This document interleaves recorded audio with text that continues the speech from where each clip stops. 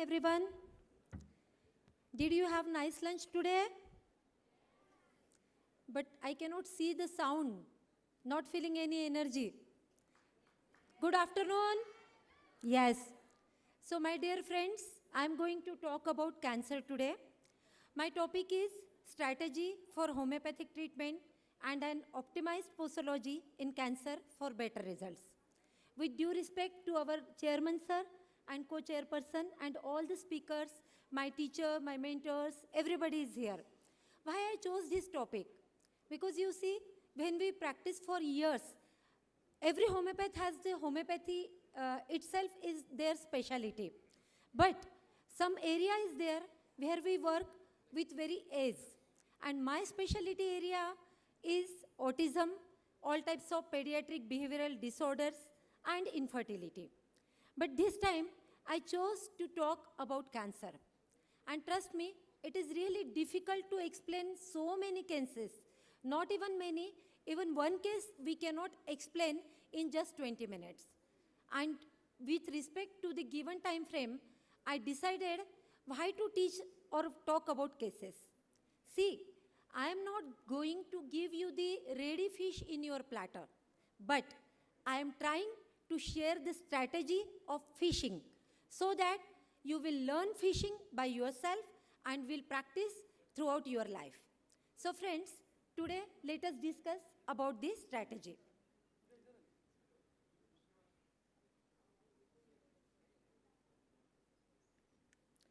Cancer is now the primary cause of death in many countries, now exceeding heart disease, as per this study performed in Hamilton, Ontario, Canada.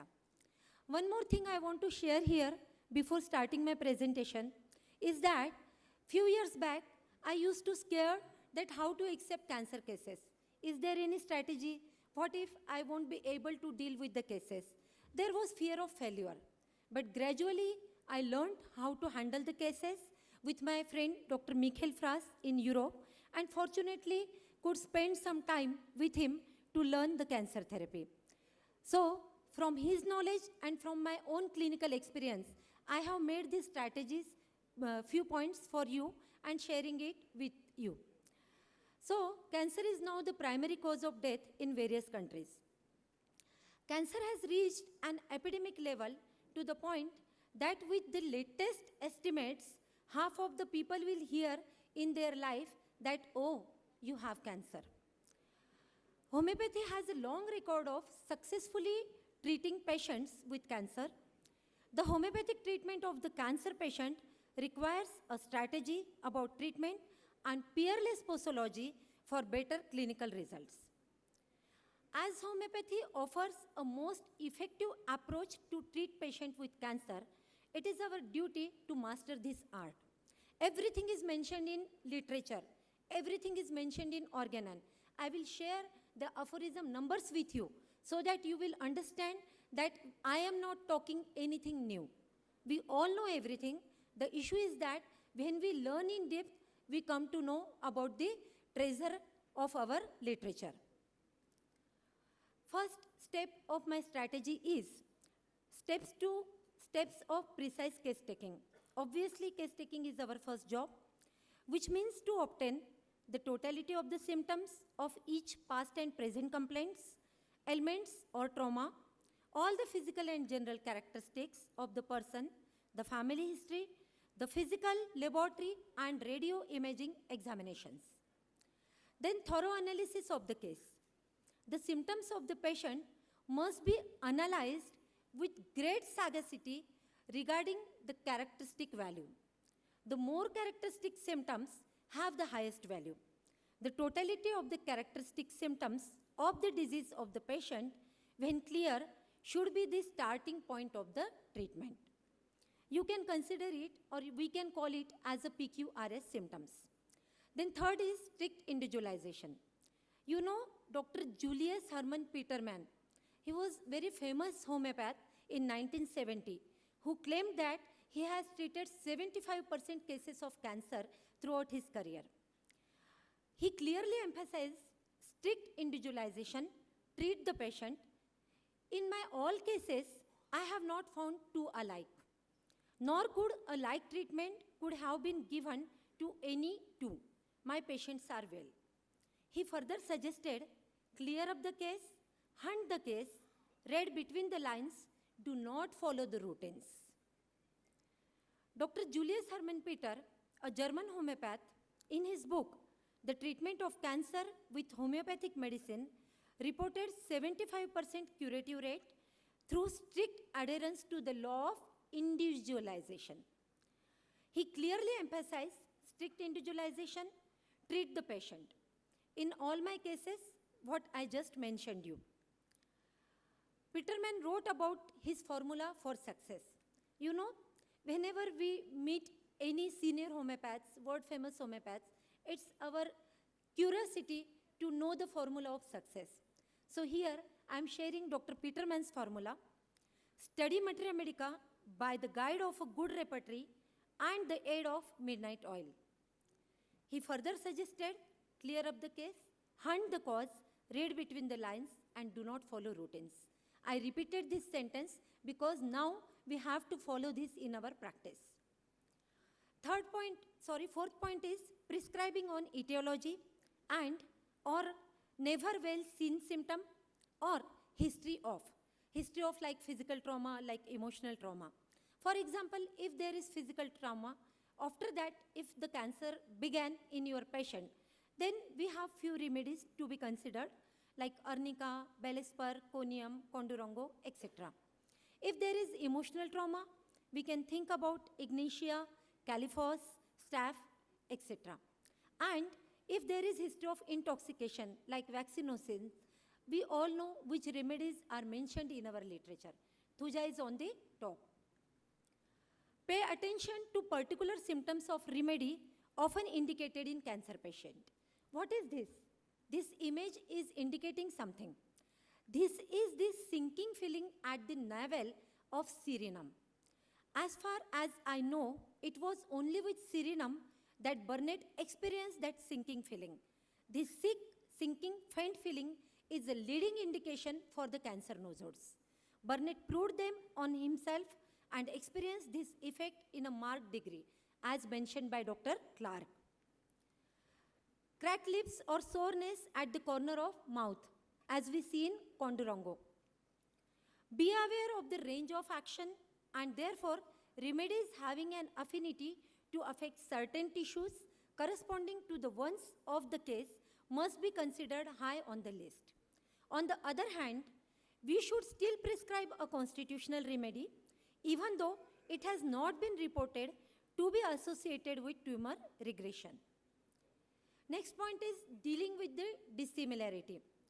You know, the homeopath must be aware that the cancerous process can be dissimilar from the chronic state of the patient.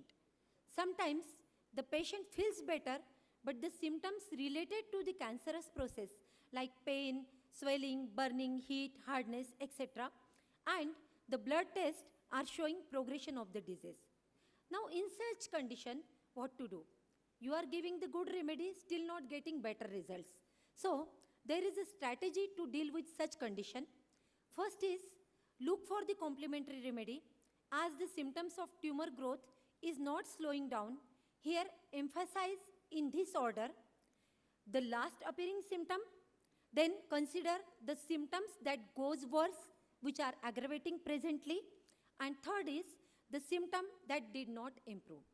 In this sequence, we should consider our symptoms when we do not get the desired effect with good remedy. Then consider a change of direction. Clark would prescribe carcinosinum when not all the symptoms were improving and there were new but nondescript symptoms such as vague headache, sharp pain in a tumor, especially at night, or return of constipation. Next point is optimized posology. See, potency selection itself is a vast chapter. If I will talk about it, it may require a full day. But in short, I am going to share the clinical experience with you is that our potency should aim a maximum positive response with minimum or no aggravation. Attention should be paid on the following points. First is potency selection. begin with lower potencies and go up progressively if there is a slow rate of improvement. Repetition of remedy and doses. When patient gets worse after having been quieter. Suppose symptoms were better first and now they are getting worse, then you can repeat your remedy or dose. Third is different ways of remedy administration. It is really important because when I started my study of cancer, I came to know few surprising things which are already present in our literature, and I was not aware about it for the 15 years of my practice. Now it has been 23 years. Last 7-8 years I am dealing with cancer cases. First is plusing method as per patient sensitivity is recommended in deep pathologies like cancer. Hahnemann has included this method in his work, The Chronic Diseases, and according to him, in aphorism 247, he talked about the plusing method and successions. This procedure not only minimizes the risk of aggravation, but also ensures a medicine's more powerful impact, whether reducing the size of the tumor or the accompanying discomfort. I sometimes use toothpick method where frequent repetition is a must scenario. You see, cancer patients keep on complaining, doctor, I have a lot of pain, please do something, I beg you, please do something. So at that time, we can repeat our remedy in a diluted form in a plusing method by toothpick method. Just allow the patient or suggest the patient to use toothpick, and so that he can take 3-4 more doses instead of 1 to relieve his pain. Is plusing potency different from LM potency by the mode of preparation? This question I actually want to ask our PG students, because see, all the speakers, practitioners, they know about it. But this seminar is basically planned for our budding homeopaths and our PG students. So, instead of asking you, let me answer you because of the time frame. In plusing method, the procedure is dissolving, diluting and stirring, which is absolutely intended to reduce the material quantity of drug present in centesimal scale. Whereas in the case of LM potency, 1 drop of mother tincture is moistened in 500 globules.